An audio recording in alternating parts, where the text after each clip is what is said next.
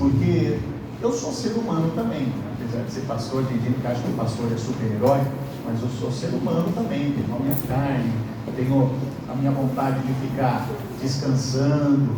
E num tempo como esse, de chuva, de frio, João, não dá vontade de ficar dormindo? Sim ou não? Dá vontade, Ana? Não dá vontade de eu dormir, não? Mas eu fico tão alegre no culto de manhã que Santa Ceia, a gente vê um pouco chegando, graças a Deus temos o culto da noite ainda. E a igreja está mais bonita ainda quando mais pessoas vão adornando, né? Porque eu falo que aqui é duro chamar de igreja, viu, Andréia? Porque aqui deveria chamar floricultura do Evangelho para lugar. Tem tantas pessoas bonitas aqui, né? E hoje está mais belo ainda, que tem a Fátima e a Luciana que estão aqui hoje. Vocês já são daqui, né? Então, Deus abençoe vocês nessa manhã de domingo de Santa Ceia. Quem achou Isaías capítulo 53, verso 4, dá um glória a Deus. A gente tem falado muito nos últimos domingos sobre graça. E antes de nós entrarmos no texto, eu quero fazer uma breve introdução. Por que nós estamos falando sobre isso? Porque nós vivemos tempos em que a religião tem imperado. Não é diferente dos tempos de Jesus. O farisaísmo, o que era o farisaísmo? O farisaísmo é um grupo judaico, é um grupo que se desponta dos outros grupos, porque na época de Jesus, assim como na nossa época hoje, igreja evangélica, quando a gente fala, existem várias denominações. Nós cremos em Jesus, nós cremos na Trindade, nós cremos na ressurreição, mas tem quadrangular, tem Assembleia de Deus, tem Batista, tem Presbiteriana. Então você vê que não é um bloco monolítico, apesar de crermos no mesmo Deus, mas você vê que há algumas divergências teológicas, doutrinárias. Na época de Jesus não era diferente, porque 4 grupos judaicos despontavam: os fariseus, os saduceus. Aí nós temos relatos no Novo Testamento de outros 2 grupos, os essênios e os zelotes. Os zelotes eram os extremistas, né? Hoje a gente também tem extremismo político, na época de Jesus também tinha. Os zelotes, eles eram judeus revolucionários. Os essênios já eram mais amor, já viviam mais isolados, com túnicas brancas. Eles tinham uma restrição alimentar um pouco mais acirrada do que os demais judeus. Mas o farisaísmo era o grupo que se despontava. Por que o farisaísmo? Os fariseus, eles surgem quando o povo judeu é exilado, sai da sua terra, no exílio babilônico, e eles não têm mais aonde se reunir no templo. Eles se tornam escravos, se tornam exilados, eles são expulsos da sua terra. E aí, os mais antigos, eles falaram: tudo que nós sabemos do nosso Deus, dos nossos antepassados, é passado por tradição oral. Não tinha a Bíblia que nós temos hoje, mas se passava de tradição oral, de pai para filho, e ia contando essa história de Deus, do que ele fez quando ele teve uma aliança com Abraão, quando ele liberta o povo do Egito. Então isso é muito forte na cultura judaica. E no exílio babilônico há um grupo que se chama de peritos da lei.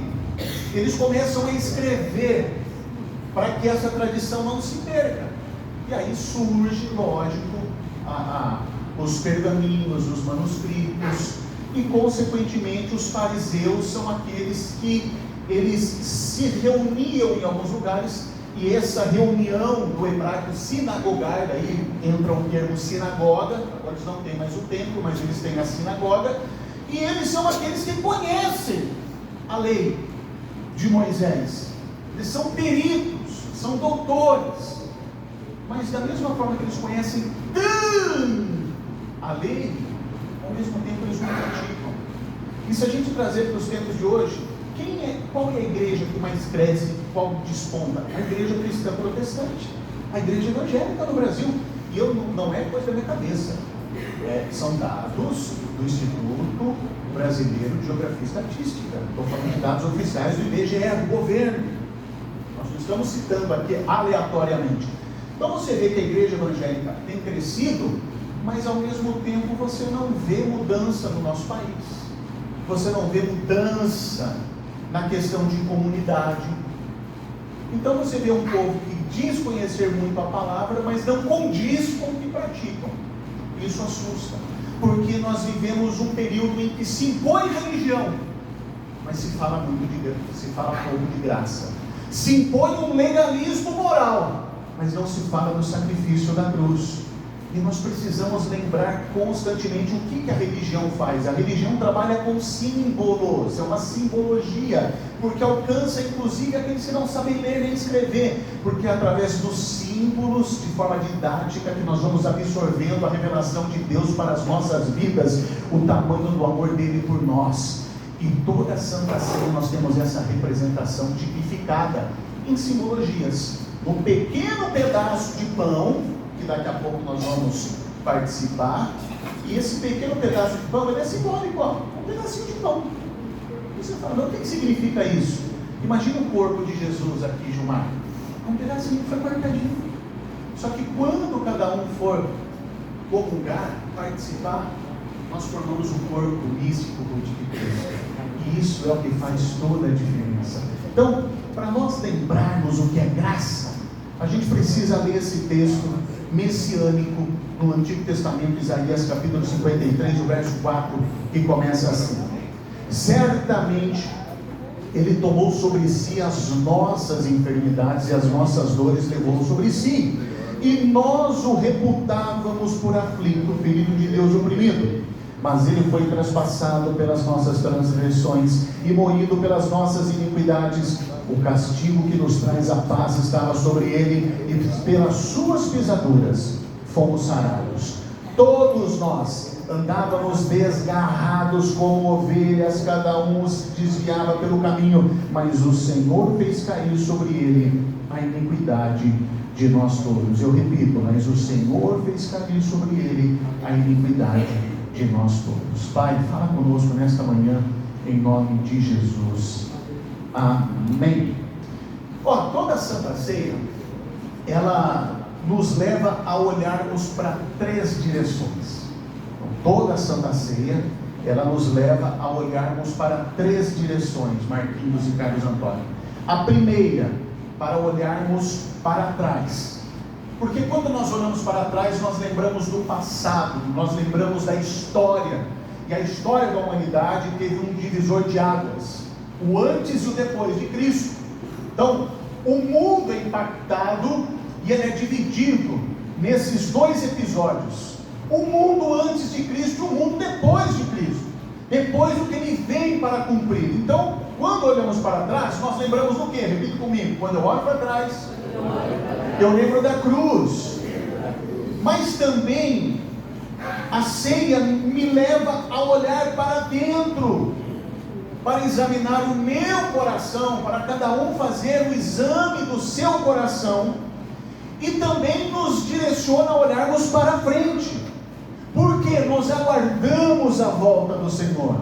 Então nós que somos cristãos, nós esperamos a vinda de Cristo, a volta de Cristo, mas existe um perigo muito grande de nós participarmos da ceia e nos acostumarmos com a cruz.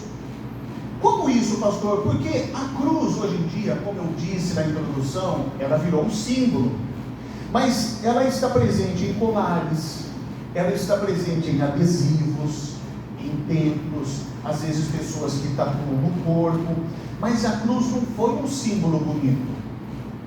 Se nós trouxermos para a nossa realidade e falarmos sobre a cruz, ela traz algo cruel da história. Foi o lugar mais cruel da história, e foi ali que Deus decidiu demonstrar o tamanho do seu amor por mim e por você. Então, a cruz, ela revela duas verdades ao mesmo tempo. A primeira, a gravidade do nosso pecado, e segundo, a grandeza do amor de Deus. Então, o preço não foi pago por um homem comum. Ninguém aqui falou: não, o Pedro vai ser assaltado, aí entra uma pessoa. Eu falei: não, eu vou no seu lugar, pode ir. Não foi para uma pessoa comum. Como diz o texto, certamente ele tomou sobre si as nossas enfermidades. Então Jesus, ele não era apenas um mártir. Jesus, ele não morreu porque foi vítima de um sistema político, ele não morreu porque perdeu uma batalha, mas ele veio ao mundo com um propósito, Ângela. E qual foi esse, Ana Terezinha? Morrer na cruz. Então, desde desde o nascimento de Jesus em Belém, a sombra da cruz já estava sobre ele. Lá em João capítulo 1, versículo 29, ele chama o Cordeiro de Deus que tira o pecado do mundo. Então todo o Cordeiro do Antigo Testamento apontava para quem? Apontava para o Cristo. Porque o Cordeiro é o que? É o animal, é a pureza, é a inocência, em que se torna o bode expiatório, aquele que leva a nossa expiação. Eu pequei, então ele é inocente, eu transfiro a minha culpa para alguém inocente. Então no Antigo Testamento, quando você vê no cerimonialismo judaico, no tempo de purificação, perdão de pecados, você precisava ter ali um momento com um animal, o cordeiro, e você levava para ser sacrificado, e o sangue derramado era o que purificava do pecado. Então durante séculos o sangue de animais foi derramado, mas nenhum deles podia remover pecados. E aí vem o Cordeiro perfeito, sem pecado, sem culpa, sem defeito. Ou seja, você não foi comprado por algo barato, por você estar aqui hoje. Não pense que foi de graça, não. Seu valor foi definido pelo preço pago por você. Como diz 1 Pedro capítulo 1, versos 18 e 19, não foi mediante prata ou ouro, mas pelo precioso sangue de Cristo. Então, isso me traz o entendimento de que o que Jesus sofreu na cruz foi muito maior do que dor física, porque a crucificação era um evento terrível. A crucificação era a condenação, era a pena de morte a transgressores do Império Romano. Quem cometia crimes, quem se opunha ao Império, a forma de punição era a crucificação. E a crucificação era algo público. E quando alguém era crucificado, o corpo era exposto. E aí vinham as aves de rapina para devorar aquele corpo, que em pouco tempo já começava a entrar em estado de decomposição. Então, as pessoas que passassem e olhassem, elas iam ter um exemplo. É isso que acontece com quem vai contra o Império Romano. Então, a crucificação ela já tinha esse algo terrível. Para nós hoje, o que a gente pode falar de terrível? Hoje a gente vive num mundo libertino, em que traz uma falsa sensação de liberdade, mas a gente confunde mais com libertinagem do que propriamente a liberdade dita. Mas o que é algo terrível? Então, imagine só, a cruz, para que alguém fosse condenado, teria que ter pregos, teria que ter açoites, teria que ter a humilhação. Além disso tudo, havia sede, e no final a dor. Mas o pior sofrimento não foi o físico, o pior sofrimento de Jesus foi o sofrimento espiritual.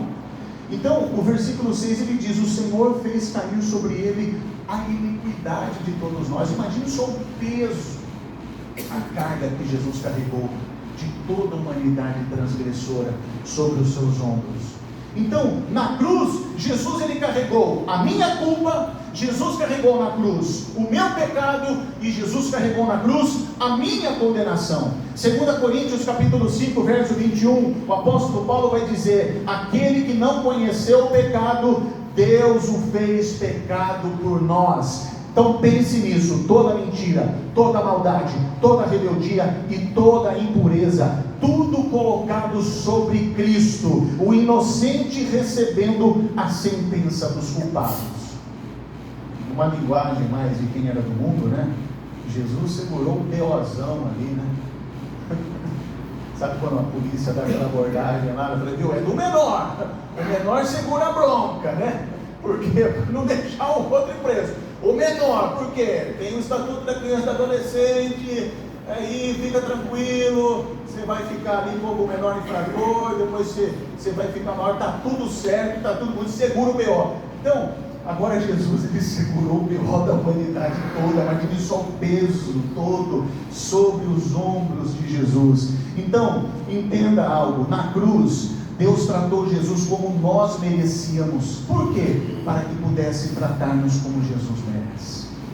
Eu vou repetir. Na cruz, Deus tratou Jesus como nós merecíamos, para que pudesse tratar-nos como Jesus merece. E aí eu vou entendendo algo de que o momento mais doloroso da cruz é quando está lá registrado em Mateus capítulo 27, versículo 46, quando ele diz: Eloi, Eloi, lama sabachthani, ou seja, Deus meu, por que me desamparaste? Imagine só o próprio Deus naquele momento,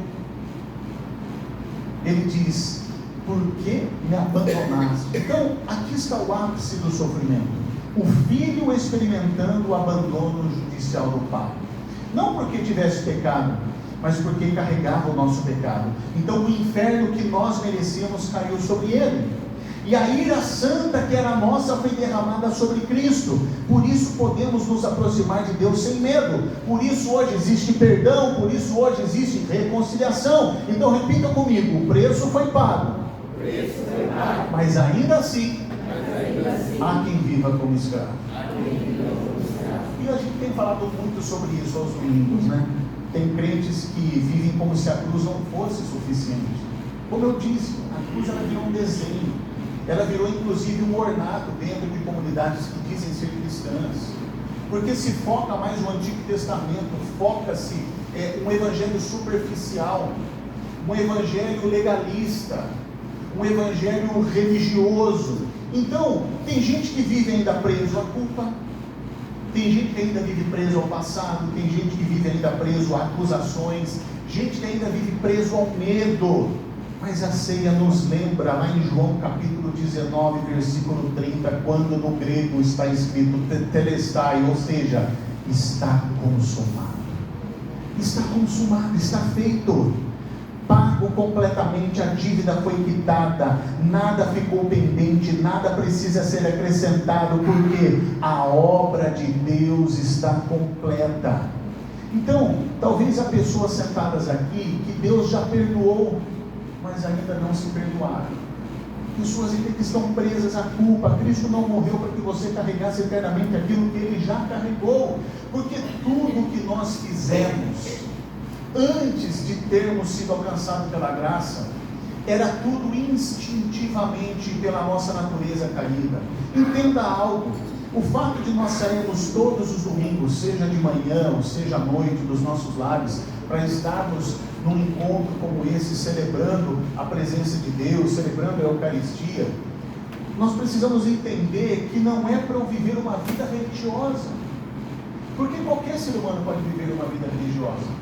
Mas o problema é você viver sem Cristo e sem ter o entendimento do que Jesus lhe fez por mim e por você. Então, quando nós saímos dos nossos lares e quando nós nos reunimos, nós estamos aqui nesse momento para relembrarmos que tudo aquilo que Deus fez, Ele fez pensando em mim, pensando em você, pensando em gerações que já se foram e gerações que possam surgir até antes da volta de Jesus. Mas lembre-se algo: Jesus, Ele fez algo perfeito para que eu e você pudéssemos estar na presença de Deus, para que eu e você hoje pudéssemos contemplar as maravilhas de Deus, porque o mundo pode estar caído, o mundo pode viver em trevas, mas ainda nós somos as luzes que iluminam a escuridão, aquilo que Jesus vai fazendo em nossas vidas, porque antes nós não tínhamos a consciência de que nós éramos arrastados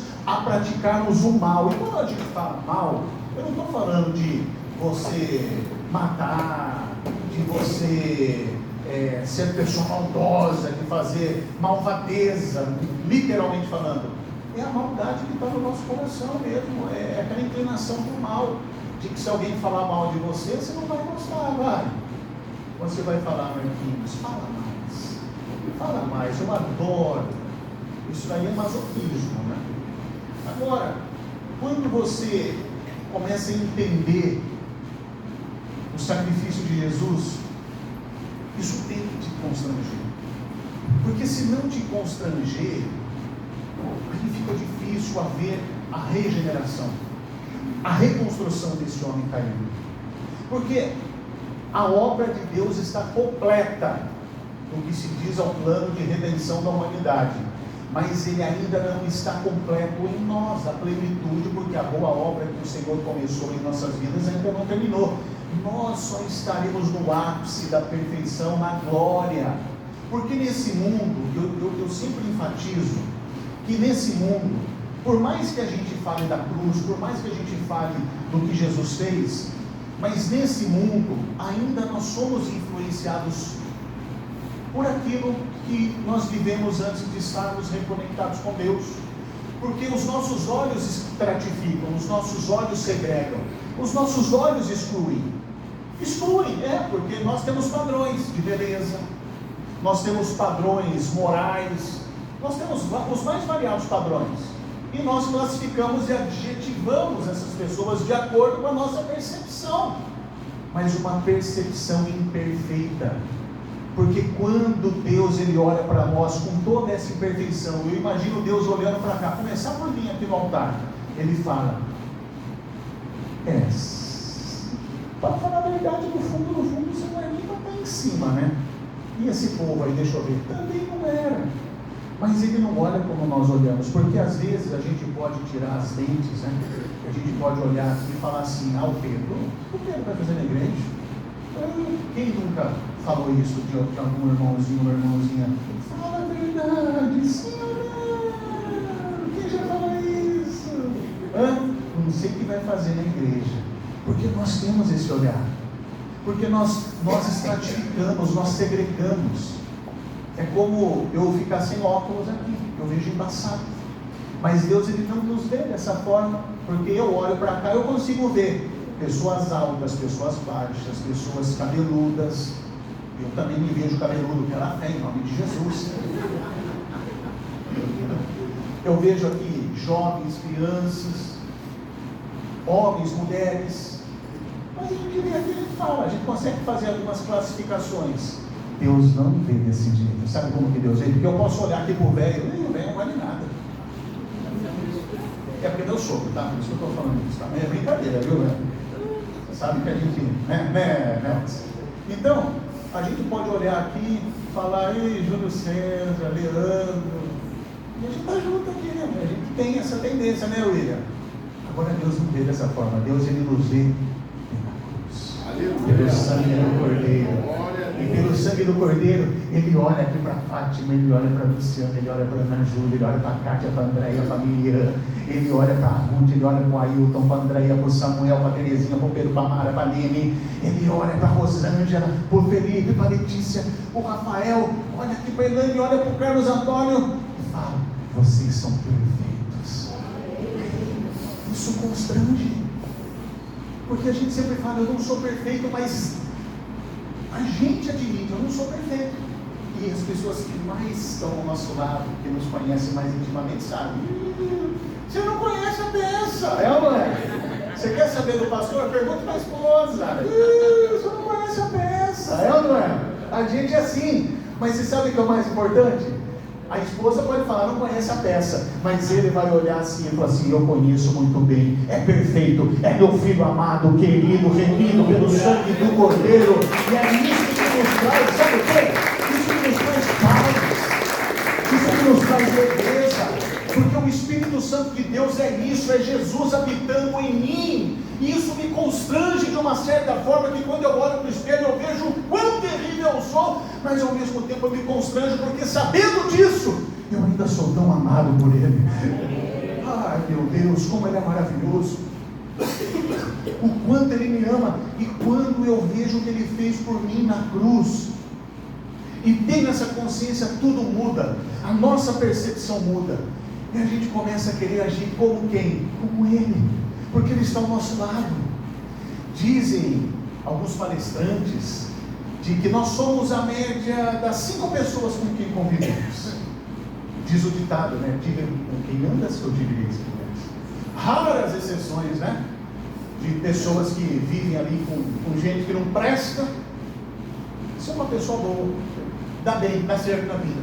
São raras as exceções, mas sempre tem. A probabilidade é que se você anda com gente que não presta, você se torna uma pessoa que não presta.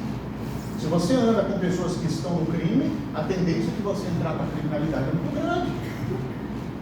Se você anda com pessoas que são viciadas em drogas, a probabilidade de você se tornar um usuário de drogas é muito grande.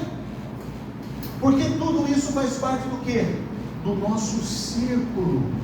Agora, quando nós andamos com Jesus e Ele aqui dentro de nós, Ele sopra na nossa consciência e a gente começa a querer viver como Ele viveu, mesmo sabendo que nós não vamos conseguir. Mas ainda assim a gente tenta. E quando a gente não consegue, a gente fica o quê? A gente fica triste. Aí tem uma historinha de que tinha um jovem que visitava um museu com certa frequência, e todos os dias aquele jovem ele parava diante de uma pintura de Jesus crucificado. E aí um dia um visitante perguntou, né? Por que você fica olhando tanto para esse quadro? Não é a primeira vez que eu venho aqui, eu já tenho 2 semanas que eu venho, e eu percebo você praticamente está aqui todas as vezes. Aí o menino respondeu: você sabe por que eu fico olhando para esse quadro que Jesus está crucificado? Porque foi por mim que ele fez isso. E aquele homem, né, não entendeu. E dias depois, ele voltou no museu, encontrou o menino novamente e perguntou: você está aqui ainda? O menino: sim, porque toda vez que eu olho para a cruz, eu lembro que ele morreu por mim. E toda vez que eu saio daqui, eu lembro que agora devo viver para ele. Essa é a diferença. Quando eu olho para a cruz, eu vejo a imagem de Jesus. É aquilo que eu tenho que fazer.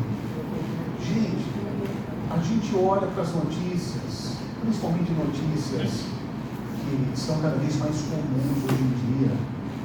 Feminicídio, você vê crianças sendo abusadas. O ser humano ele consegue, de um tempo para cá, e eu tenho falado aqui, só vai piorar, tá? São os princípios e dores do parto. Então, o amor vai se esfriar na terra. Então, não se espante, não. Mas qual que é a nossa função? A nossa função é tentar, ao máximo, amenizar esse impacto do mal sobre a terra. Então, a gente precisa entender que todas as vezes que eu estou diante da Santa Ceia, lá em Romanos capítulo 5, versículo 8, o apóstolo Paulo deixou registrado: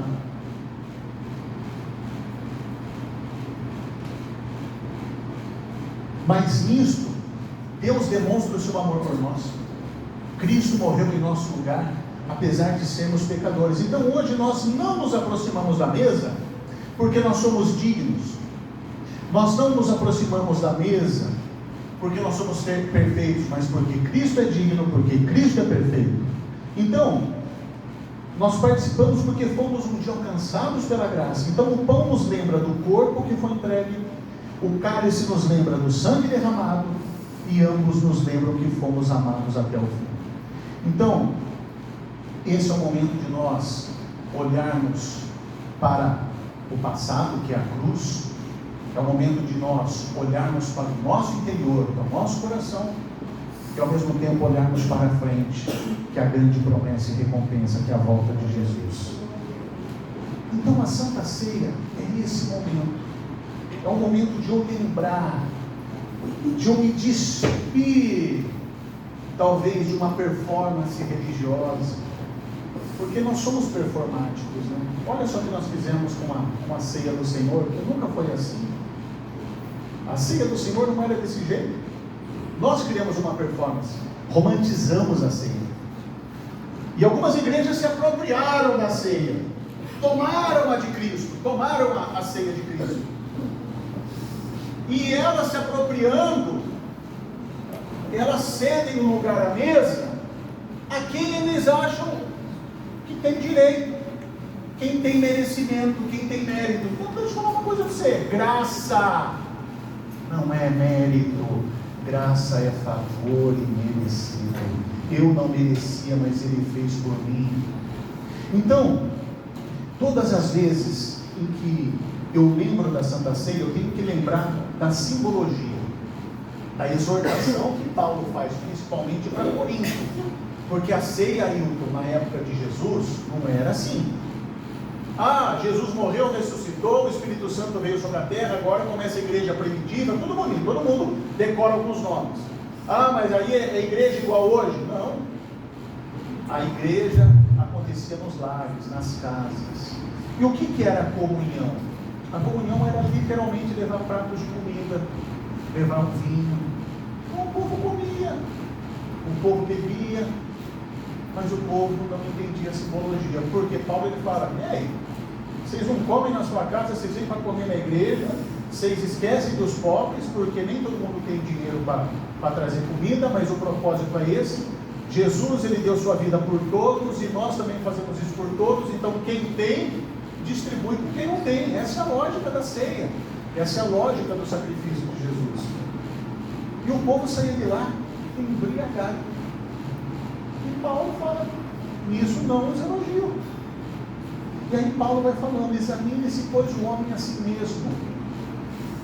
E eu gosto de terminar a Santa Ceia sempre citando a mesma história, e eu sei que algumas pessoas podem até achar redundante. Toda a Santa Ceia o pastor conta a mesma história, e eu vou continuar contando, porque sempre Deus vai alcançar uma alma em ministração de ceia. E eu lembro sempre da história da prostituta. Qual é a história da prostituta? Então a mulher que já tinha vários filhos, um com cada pai, já não tinha mais a guarda deles, não tinha mais apoio familiar, uma pessoa que os homens se aproximavam dela apenas por interesse, e ela começou a se sentir um lixo, ela começou a se sentir um peso na terra. Por que eu existo? Ninguém me ama, meus filhos não me amam, homem nenhum me ama, meus pais não me amam. Aí ela decide dar um fim na sua vida. Aí ela sobe aqui nesse viaduto, ela olha lá e fala assim: um pulo, acaba no sofrimento. E de repente passa ali uma pessoa ali entregando um folhetinho, lá o Marquinhos, lá. Marquinhos percebe, ele é tocado pelo Espírito Santo, ele só coloca a mão no ombro dessa pessoa e fala assim no ouvido dela: Jesus te ama. E entrega um folheto. Ela: opa, calma aí, eu não me amo, homem nenhum me ama, meus filhos não me amam, meus pais não me amam. Mas ele falou: um tal de Jesus me ama. E ela pega o folhetinho, na hora que ela olha, o Marquinhos já sumiu. Foi um anjo. O Marquinhos virou um anjo naquele momento, um instrumento. Aí ela olha ali, Senhor. Ela diz assim: procura uma igreja mais próxima de você. Você vai de cima, ela vê a igreja aqui do Evangelho Quadrangular do Barrarião. É lá que eu vi. Por quê? Voltou, cara, já se acendeu uma luz no fim do túnel. Alguém me ama, eu quero conhecer esse Jesus. E ela entra, nesse momento, ela se depara com isso. Na igreja dos homens, William, sabe o que acontece? Porque ela saiu para fazer um programa. Então ela está caracterizada de uma prostituta. Maquiagem pesada, de tanto que chorou ainda, derramou. E ela chega com aquele salto alto, né? Como é aquela música lá? De salto alto, tinta no cabelo, né? Os olhos, esquece. Eu estava tentando lembrar da música Puro Êxtase do Barão Vermelho, né? Enfim. Mas imagine só, a menina do Puro Êxtase, ela chega aqui e ela se depara. Na igreja dos homens, William, o que acontece na igreja dos homens? Tem alguém aqui que se apropriou da igreja de Cristo. A mesa é de Cristo, mas as pessoas se apropriaram.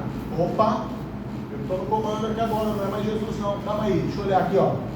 Ei, todo mundo olhando, aquelas mulheres já dão uma cutucada no marido.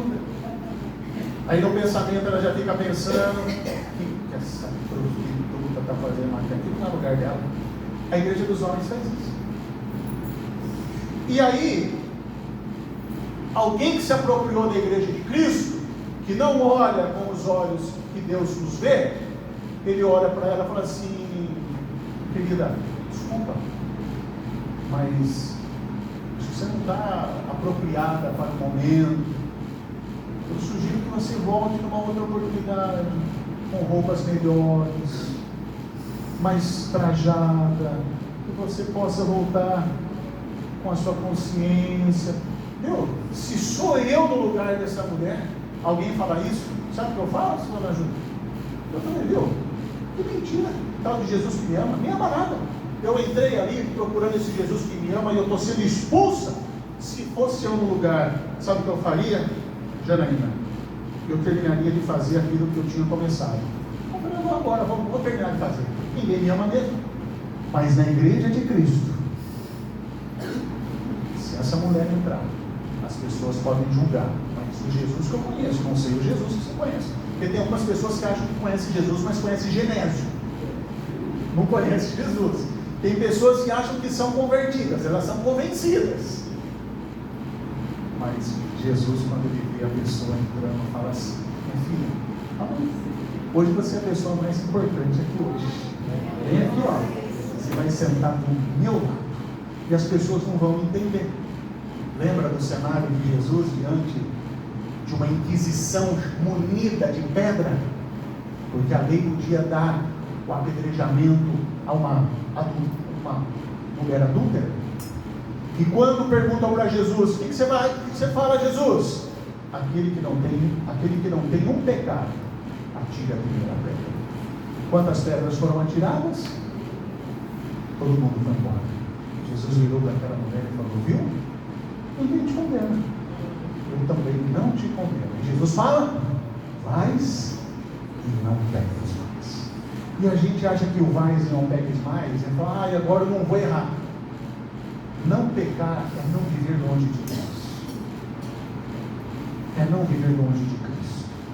E quando nós temos essa consciência de que eu todos os dias também sou como essa prostituta, aparentemente pode não parecer, mas por dentro pode ser que sim. Mas quando eu me constranjo com tanto amor foi derramado sobre a minha vida, isso me traz esperança. E aí eu participo com alegria, porque a ceia do Senhor é ação de graças por aquilo que Ele fez. Então, quem pode participar da Santa Ceia? Você crê que Jesus é o Senhor e Salvador da sua vida? Você crê que Ele é o Messias? Você crê que Ele é o Deus encarnado que morreu numa cruz, ressuscitou ao terceiro dia, subiu aos céus e que veio na forma de Espírito Santo que habita em nós? Você crê nisso? Maravilha! Pastor, eu não sou batizado. Mas se você crê nisso tudo e não é batizado ainda, vamos já encher a piscina de água, na batiza já agora. O batismo é isso, gente. É o testemunho público do que você vive. Não é viver em perfeição, é viver em comunhão com Deus. E quando eu vivo em comunhão com Deus, eu vou me regenerando dia após dia. Então, todos nós vamos participar da ceia do Senhor nesta manhã. Exceto você que não crê em Jesus. Exceto você que está aqui e fala: não crê em Jesus, então eu respeito a sua decisão. Mas os demais que creem, nós vamos juntos celebrar a honra e a glória do Senhor em nossas vidas. Enquanto hoje nós temos um coral, será regido aqui pelo Dal. Quando o nosso coral entoa um hino de louvor, nós vamos ministrar na Santa Ceia do Senhor. Amém? Vamos lá.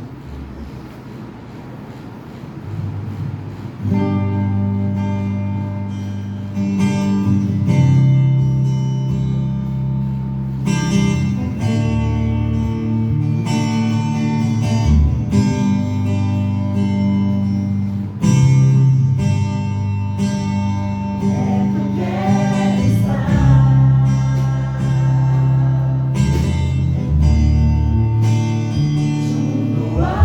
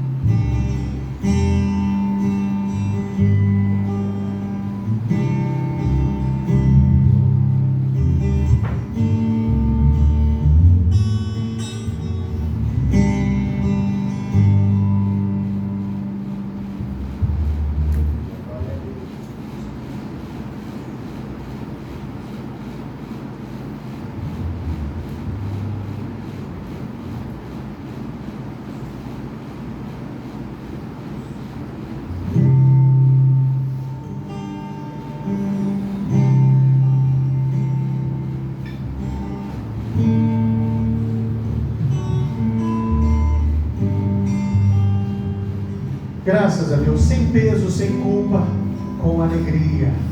Levante o elemento pão para o alto. Pai, nós consagramos a Ti esse pequeno fragmento de pão que representa o Seu corpo, que foi moído e traspassado no madeiro. Da mesma forma, nós elevamos a Ti, Senhor, esse copo e contém o suco da videira que representa o Teu sangue. E por mais que seja um momento de alegria, nós nos emocionamos, porque é tão bom a Tua presença, tão suave, Teu Santo Espírito. Como é bom estarmos diante de Ti nesse momento, Senhor, sabendo que nós não somos julgados, mas que nós somos inocentes perante a culpa que for imposta sobre nós.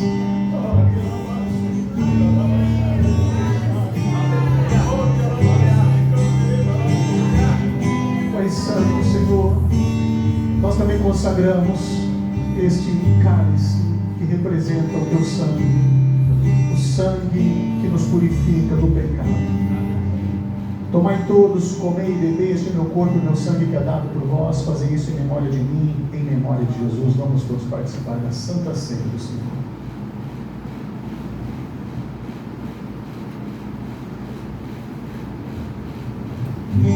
Eu convido você, por alguns instantes, se quiser dobrar os joelhos, se quiser assentar, podemos reclinar sua cabeça, se quiser ficar de pé, fique à vontade, tenha liberdade para adorar o Espírito Santo de Deus.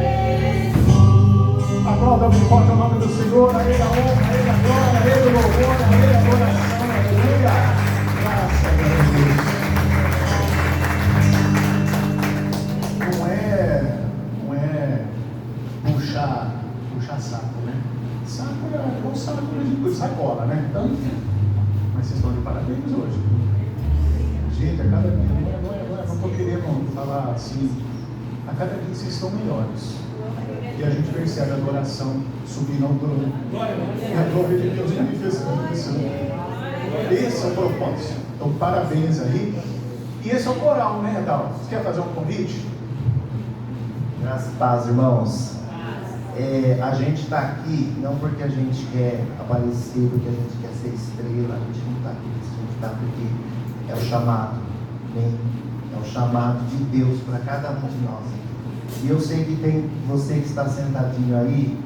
E às vezes você pode pensar, eu vou falar que isso aconteceu comigo. Eu fiquei vários anos o meu chamado enterrado, né? E aí um dia eu questionei Deus, por que a minha vida está assim? Aí o Espírito Santo simplesmente falou, porque você largou a mão do arado, você está ficando para trás. Então se você tem um chamado, eu sei que aqui, mas nossa igreja é pequena, para Deus não existe isso. Se você tem, eu sei que você tem um chamado, de repente o seu chamado é para você estar aqui conosco, tá? Se você tem certeza disso, Deus fala no seu coração, domingo que vem, às 8 horas da manhã, esteja aqui, amém? Você mais explícito. Você quer participar do coral? Quer aprender? Quer contribuir? É só estar aqui, domingo que vem, às 8 da manhã. Qualquer um. É bem-vindo, tá? Só pessoas maiores de 100 anos precisam da autorização dos pais, tá? Senão não vai poder participar. Graças a Deus. Acho que as nossas crianças têm um recadinho para dar aqui. É a Kátia que vai dar o recado? Quem? A Andréia. Então tá bom, vamos lá.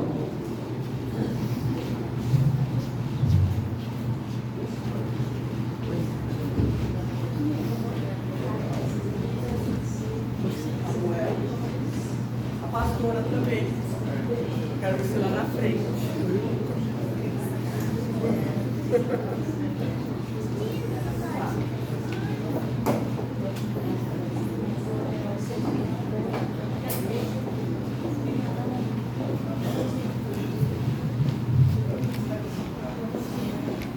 Amém? Amém. Bom, hoje nós estamos reunidos aqui na igreja. Nós também vai agradecer ao Senhor Jesus, mas também honrar os nossos pastores. Amém? Então hoje nós queremos homenagear alguém muito importante para a nossa igreja, que está aqui, esse casal abençoado, nosso Senhor Paulo se tornou no mercado. As medalhas, normalmente, elas são entregues para as pessoas que se dedicam, que vencem desafios e que fazem a diferença na vida dos outros. E hoje, cada medalha representada é uma medalha que vemos sobre a vida de vocês, nossos pastores. A Bíblia nos ensina em Hebreus 13:7. Lembre-se dos seus líderes que ensinam a palavra de Deus a vocês. Nosso pastor ele merece honra, carinho, gratidão pelo cuidado e pelas orações e por nos ensinar a amar Jesus. Agora, cada criança irá apresentar uma medalha que será entregue a vocês.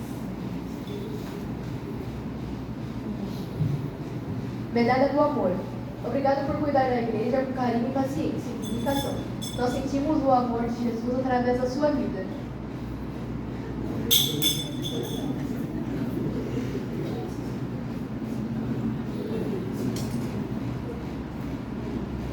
Medalha da oração. Sabemos que você ora pela igreja, pelas famílias e pelas crianças. Obrigado por nos ensinar a confiar em Deus em todos os momentos.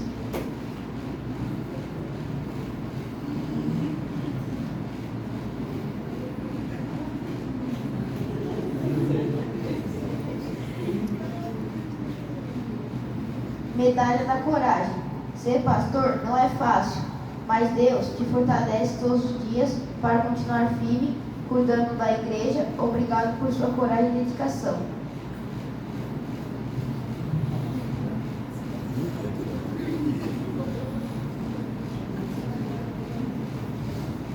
Medalha da sabedoria. Através das suas palavras aprendemos mais sobre Deus. Obrigado por ensinar a Bíblia e nos mostrar o caminho certo.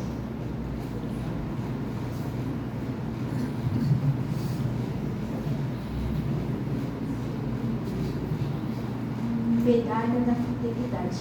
Obrigado por permanecer fiel ao chamado de Deus. Sua vida inspira muitas pessoas a seguirem Jesus com sinceridade. Medalha da honra. Hoje queremos dizer muito obrigado. Nós amamos sua vida e seu ministério é tudo que você faz com o reino de Deus.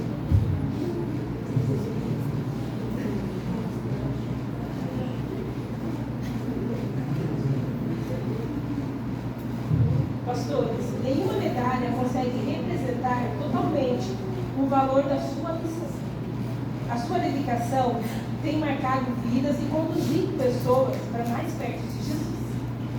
Que Deus continue fortalecendo, renovando, abençoando a vida de vocês todos os dias. E para a gente finalizar, as nossas crianças, os nossos jovens vão levantar de amor pela vida de vocês, uma oração. E eu quero que toda a igreja estenda as mãos para abençoar e honrar a vida deste homem e desta mulher que estão aqui à frente, conduzindo a nossa igreja, conduzindo o rebanho do Senhor. Amém? Samuel? Vem, crianças. Glória a Deus.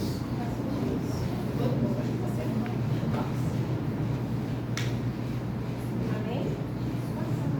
Ó Senhor Jesus, abençoe a vida de todos os pastores, Senhor, abençoe a vida da família deles, que tudo que eles estão ensinando nos dedica.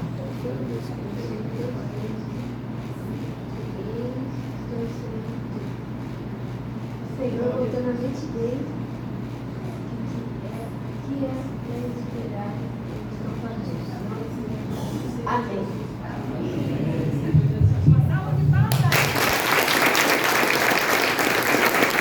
Obrigado. Os futuros pastores aqui do Areião. Gente, olha, estou terminando, tá? Está no horário, ó, 10h09, passamos 9 minutos. Mas dá para ficar mais uma hora, não dá? Não, já vai embora. Gente, como passa rápido, dia 30 de julho, nós completaremos 2 anos à frente aqui no Areião. E ó, eu falo desde sempre, como é fácil pastorear essa igreja. Às vezes eu fico até preocupado. Não tem problema. Verdade. Não tem gente que às vezes liga, passando o povo aqui. E quando eu acho que precisa fazer alguma coisa, o povo já fez. Está um pouco festeiro. Nós fizemos o jantar de casais na quinta-feira. Muita gente que está aqui esteve lá. Estava cheio, foi uma bênção. A gente fez o restaurante A Casa de Deus, um momento de louvor, de adoração. Então, a igreja do Areião é isso. A igreja do Areião foi algo muito bom para o meu ministério, para o refrigério, para o meu ministério. E o trabalho, a gente está colhendo os frutos do que a gente começou 2 anos atrás. Segunda-feira nós estávamos lá em São Paulo, fomos com o pastor Toninho e alguns pastores mais próximos. Nós fomos lá numa reunião em São Paulo com o presidente nacional, o pastor Mário de Oliveira. E o pessoal fala do Areião hoje, nossa, o Areião fulano está com você, ciclano está com você. E o povo fala do Areião hoje, assim, de uma forma, falei, e que bênção que é isso, porque igual, acho que foi o Dal que falou, né, igreja pequena. E eu uso sempre a mesma frase, em tamanho ela pode parecer pequena aos olhos dos homens, mas essa igreja, pelo tempo que ela tem, pelos pastores que já passaram aqui, porque eu sou mais um, todos tiveram sua contribuição, todos, sem exceção. E esse lugar, ele é gigante aos olhos do Senhor. Então é um privilégio eu pastorear aqui. Quando eu tomei posse aqui, eu falei algo aqui. Porque o Areião, de uns anos para cá, sempre virou igreja de primeira oportunidade, primeira igreja que o pastor assume, ou igreja de passagem. Mas eu falei, eu não vim para ficar pouco tempo. Eu fiquei 11 anos na outra igreja. Então, assim, nós estamos aqui para ficar. Então, a família pastoral é para isso. Então, se vocês precisarem de visita, de atendimento, é só chamar. Vocês não chamam. Meu Deus do céu, o povo não chama o pastor. Eu falei, eu estou tão desacostumado, não precisa. Luciana, se o povo está chamando, pode chamar, viu, Fátima? Eu vou lá com todo prazer na casa de vocês lá. Não precisa para servir nada, só um pouquinho de água, tá bom. Um cafezinho, só tá bom. Meu Deus, a gente vai fazer visita, eu vou preparar um banquete para a gente. Gente, Deus abençoe, eu amo vocês do fundo do coração e não é para fazer média não. Quem me conhece sabe, eu amo muito essa igreja, tem sido um privilégio e um prazer pastorear vocês. E que vocês tenham uma semana abençoada. Vocês já decoraram já a frase de encerramento do nosso culto de domingo? Então vamos lembrar? Então fala para a pessoa que está do lado, domingo de culto? Semana de graça. Agora você fala, domingo sem culto. Semana sem graça. Coloque-se de pé, que a gente possa voltar para os nossos lares abençoados, em nome de Jesus. Hoje temos aqui também a esposa do William. O William já veio cá. É Noemi sua filha, né? A Noemi veio já domingo passado. Eu esqueci o nome da esposa dele. Marielle. Deus abençoe, viu, Marielle? A igreja ficou mais bonita hoje ainda. Porque o William já deixou mais bonita. Agora você veio aqui, ficou muito mais bonita ainda. Gente, que vocês possam voltar para os seus lábios protegidos de toda e qualquer seta maligna. Que vocês aproveitem esse domingo e essa semana em nome de Jesus. Com o amor do Deus o Pai, que a graça salvadora do Filho, que a doce comunhão e consolação do Espírito Santo esteja no coração de cada um de vocês. Deus abençoe a todos, uma ótima semana. E eu volto à noite. Quem voltar até a noite, ou quarta-feira, às 7h30, em nome de Jesus.